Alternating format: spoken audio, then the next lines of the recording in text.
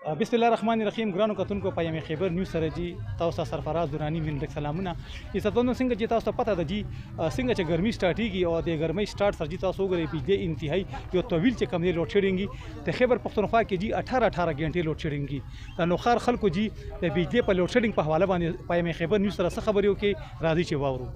نور موږ څه وایو وروره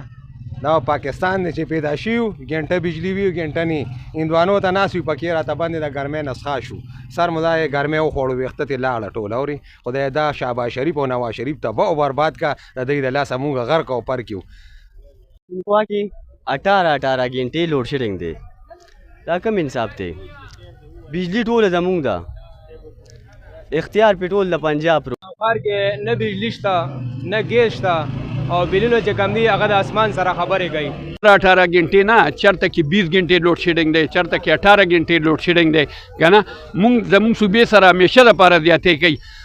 راشي د بجلی د بلونو کې د ټیکسونو ته وګورئ ډېر ناجایزه ټیکسونه راولي او بجلی نه اخر دا لګیا دي د بیل هم ورکو ګورئ نه ښه زبردست غټ غټ بیلونه ورکو دا نه چې مونږ سره هغه کېږي او هغې نه باوجود هم زمونږ چې کوم دی ټیکس هم ښه برابر رانه اخیستلی کېږي او اوس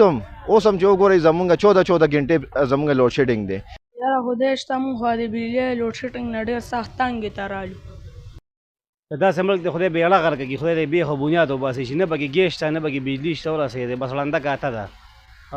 ګرمي سیوا شي دوی په موږ لوډ شیډینګ هم سیوا کوي اخر دا بجلي چېرته ځي